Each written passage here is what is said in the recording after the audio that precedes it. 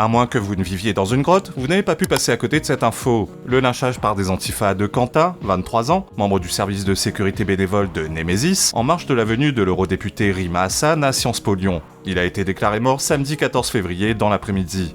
Tout le monde étant plus ou moins à fleur de peau dans cette affaire, je prendrai des précautions de langage particulières dans cette vidéo. J'aborderai plusieurs choses. Les faits, les pistes non officielles et autres rumeurs, les réactions médiatiques et politiques, et enfin je me pencherai sur le cas de Némésis.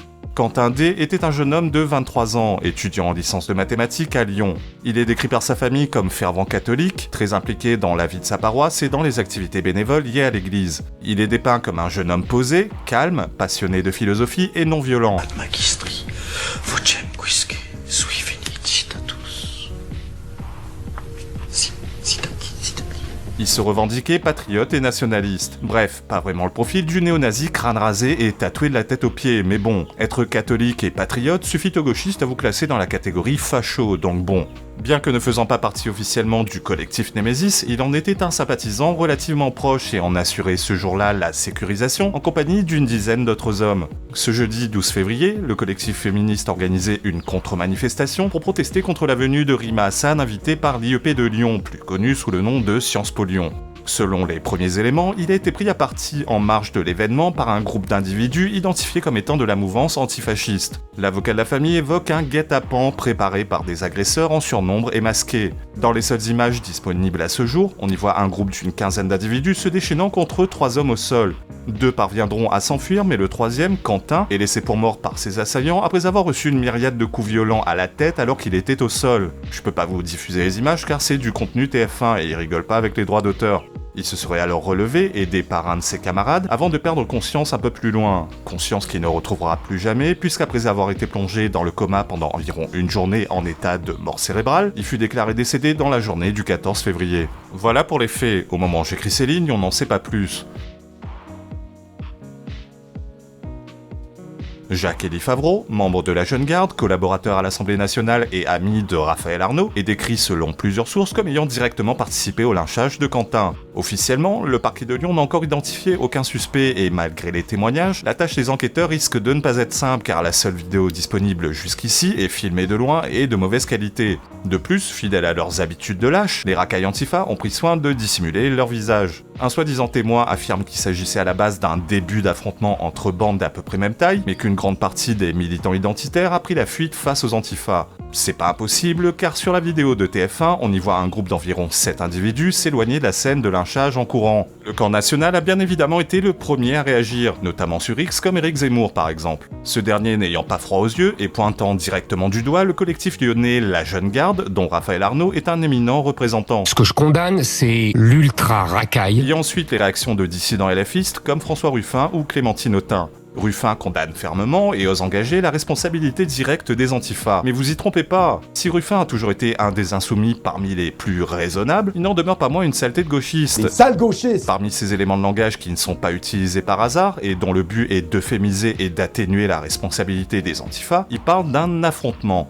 Alors non, un affrontement c'est lorsque 2 personnes ou 2 groupes de personnes se font face à forces égales. Même en partant du postulat qu'au départ il y aurait eu d'autres militants identitaires engagés dans la rue et qui se seraient enfuis à la vue des antifas, au final 3 personnes se sont fait rouer de coups au sol par une quinzaine d'individus. Et là ça n'a plus rien à voir avec un affrontement ni une rixe, c'est un lynchage, une mise à mort. C'est dingue ça. De plus, dans son tweet, en bon gauchiste qu'il est, il fallait qu'il prononce le mot qui fait peur, collectif d'extrême droite. Ça fait peur, non? Quant à Rima Hassan, elle a elle aussi réagi assez rapidement à mon grand étonnement, mais bon, comme c'était en marge d'un événement la concernant directement, j'imagine qu'elle y a été contrainte malgré elle. Rima Hassan condamne fermement elle aussi. C'est cela, oui. Elle par contre, habituée à prendre les gens pour des imbéciles, use et abuse de techniques rhétoriques pour noyer le poisson. Contrairement à Ruffin, elle ne parle pas de militants d'extrême droite tabassés à mort par des antifas, mais, je cite, d'un affrontement survenu entre militants antifascistes et des militants identitaires. C'est non. Toujours ce terme affrontement, mais le diable se cachant dans les détails, avec sa tournure de phrase, quelqu'un qui n'aurait pas entendu parler de l'affaire n'aurait aucun moyen de savoir qui est la victime et qui est l'agresseur. Ça a l'air futile à première vue, mais à LFI, les éléments de langage c'est hyper important. Venons-en à un plus gros poisson, cette ordure de Mélenchon.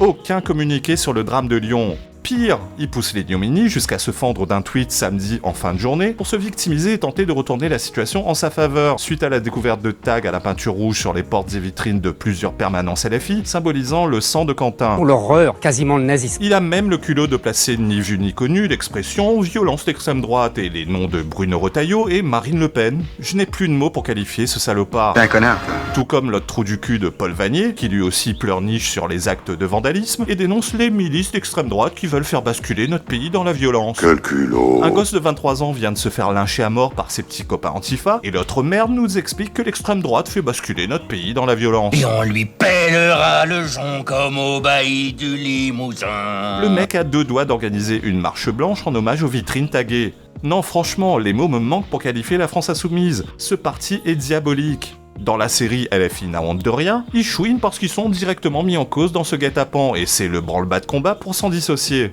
Ils se foutent littéralement de notre gueule. LFI a toujours assumé ses proximités avec les antifas, au point de faire élire un de leurs porte-parole. Ça fait des années qu'ils paradent fièrement à leur côté et qu'ils louent leurs actions. Et que fait le ministre Retailleau à bas le voile? Il dit, eh bien, nous allons dissoudre la Jeune Garde, qui est une organisation liée au mouvement insoumis. Ce sont des jeunes antifascistes. Demain à Lyon, où il y aura la manif du 1er mai, j'appelle tous mes camarades des insoumis à aller se grouper derrière la bannière de la Jeune Garde pour dire « Nous n'avons pas peur. Nous n'avons pas peur !»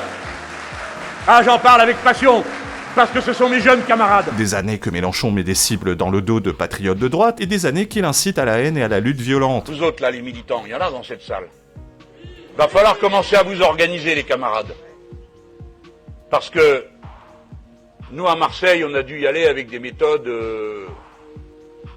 impactante. Bien entendu, ce dernier étant le maître de la rhétorique, il se débrouille toujours pour ne jamais employer les termes qui lui vaudraient des ennuis judiciaires, mais on est moins débile qu'on en a l'air. Des méthodes impactantes, tout le monde a compris de quoi il s'agissait. Quant à l'autre connard de Coquerel, il va encore plus loin. Au lieu de vous diffuser la séquence de son passage à France TV, je vous fais le résumé. Premièrement, on sait pas si les agresseurs sont de la Jeune Garde. Oui, voilà, c'est ça, on sait pas. La Jeune Garde règne en maître sur Lyon, Raphaël Arnaud était présent à l'événement de Rima Hassan, de nombreux témoins ont certifié la présence du collaborateur de Raphaël Arnaud parmi les assaillants, mais on sait pas si les meurtriers sont de la Jeune Garde. Oh, eh ben voyons. Et même si on admettait que les coups mortels n'ont pas été donnés par un membre de la Jeune Garde, et qu'il s'agissait d'un membre d'un autre collectif antifa lyonnais, ça changerait rien, puisque tous ces mouvements antifa avancent main dans la main. Dans les manifs LFI, c'est des drapeaux antifa. Leur slogan, c'est le slogan des antifas. Que ce soit la Jeune Garde ou pas, ils partagent la même idéologie. Deuxièmement, on a droit à l'inversion accusatoire habituelle de la gauche. Le danger, c'est l'extrême droite. Ils commettent des tas d'exactions, des tas d'agressions, attaquent et perturbent les événements LFI, bref, le contraire de la vérité. Où sont les vidéos de ces soi-disant attaques d'extrême droite? Où sont les vidéos de ces soi-disant meetings perturbés par l'extrême droite? Oui, ça arrive parfois, mais ça reste rare, et surtout, la droite nationale prend systématiquement ses distances avec les éléments les plus violents. Par contre, des vidéos d'attaques d'antifa contre des événements de la droite nationale, y a qu'à se pencher pour ramasser. À cela, Coquerel a une réponse toute faite, la carte joker de la théorie complotiste, celle de l'État qui couvrirait les exactions d'extrême droite.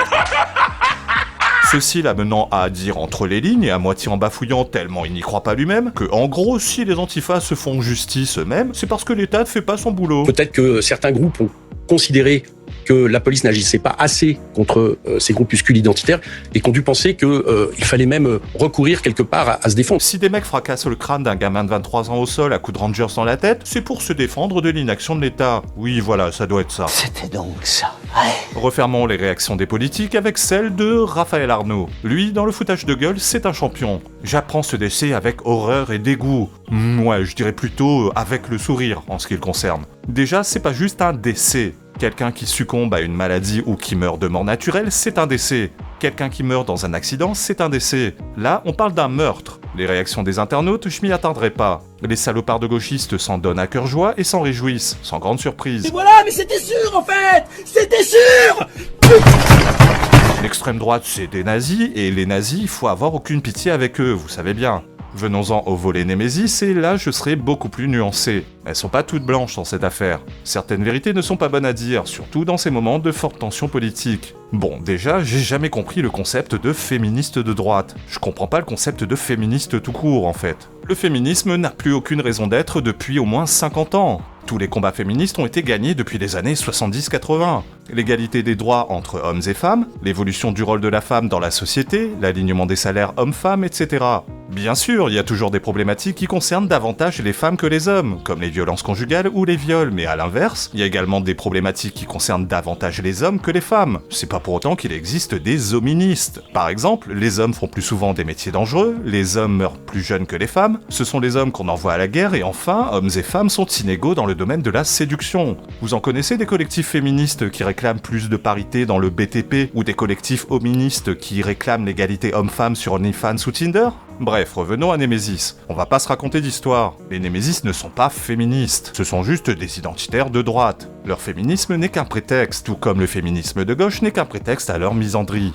Autre chose me dérange, et là je vais prendre beaucoup de précautions afin de ne pas être compris de travers, car beaucoup réagissent au quart de tour sous le coup de l'émotion. Je sais que c'est pas très populaire de le dire, mais dans tout ce malheur, Némésis en retire quand même quelque chose. Il s'agit ici du premier martyr de la droite nationale tué sous les coups de l'extrême gauche. Ma mémoire est peut-être défaillante. Des martyrs morts sous le coup des islamistes, de la racaille ou de l'immigration de façon générale, on en a tellement à foison qu'on est incapable de tous les citer, mais à ma connaissance, des martyrs morts par la main des gauchistes, on n'en a pas encore en France. Attention, loin de moi l'idée que Némésis se réjouirait de la mort de Quentin. Tout ce que je dis, c'est que dans tout ce malheur, elles en retirent une forme de profit. Loin de moi également l'idée de vous faire une « elles l'ont bien cherché ». Je suis persuadé qu'à aucun moment elles ne se doutaient que les antifas pouvaient aller aussi loin avec la mort à la clé, car précisément ça n'est jamais arrivé, ou du moins pas dans un passé récent, pas au XXIe siècle. Tout le monde sait que les gauchistes sont des malades mentaux, mais au fond de nous, on se disait tous probablement qu'il y avait encore un monde entre les Français et les Américains en termes de niveau de violence et de passage à l'acte. ¿Por qué le pones de mierda, digamos? Porque son una mierda. Néanmoins, faut être honnête à un moment.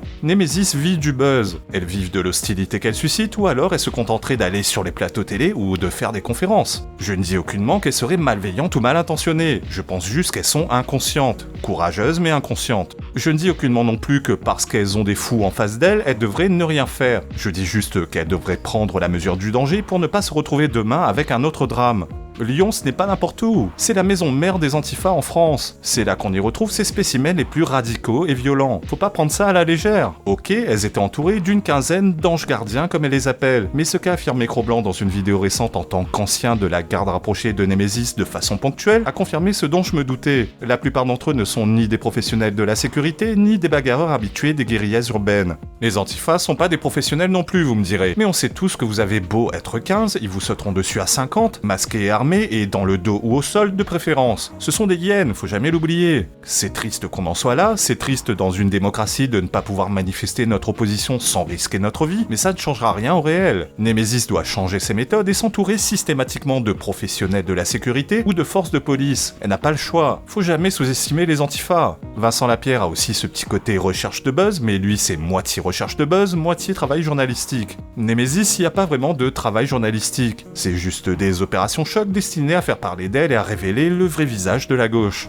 Autre chose qu'a révélé KB et que j'ai croisé avec un commentaire d'Alice Cordier, il affirme que lorsqu'il a bossé pour elle, il n'a eu aucune marque de reconnaissance ni d'amitié de la part des filles de Némésis, comme si elle n'avait pas conscience des risques que des anonymes étaient prêts à prendre pour elle. J'ai forcément pensé à ce qu'a dit Alice Cordier sur Europe 1. Elle ne connaissait pas Quentin personnellement. J'ai tiqué à ce moment-là. Qu'Emmanuel Macron ne connaisse pas personnellement tous ses agents de sécurité, c'est logique. For sure. De 1, c'est le président de la République, et de 2, ses agents de sécurité au sens large sont innombrables. Mais voilà, là on parle de Alice Cordier et d'une dizaine de mecs autour d'elle. Qu'elle ne le connaisse pas personnellement me laisse perplexe, surtout qu'il est présenté par sa famille et ses amis comme un proche du mouvement Némésis. Bref, je veux pas les accabler. Ce qu'elles vivent est dramatique et elles en porteront le poids pendant longtemps, mais pour moi, elles ont une sérieuse remise en question à effectuer sur leur méthode et leur organisation, et désolé si je vous choque en disant cela. Pour terminer, je voudrais prévenir les gauchistes en cas de tentative de faire un rapprochement malvenu avec le martyr de la gauche, Clément Méric. Déjà, Méric était un militant antifa, il était accoutumé à la violence. Quentin jusqu'ici n'est pas connu comme membre de je ne sais quelle organisation violente nationaliste. De plus, dans l'affaire Méric, les antifas sont les premiers à avoir initié les hostilités envers leurs opposants, qui deviendront plus tard leurs bourreaux. Bref, dans l'affaire Méric, c'était une rixe entre bandes rivales. Dans le cas de Quentin, c'est un lynchage.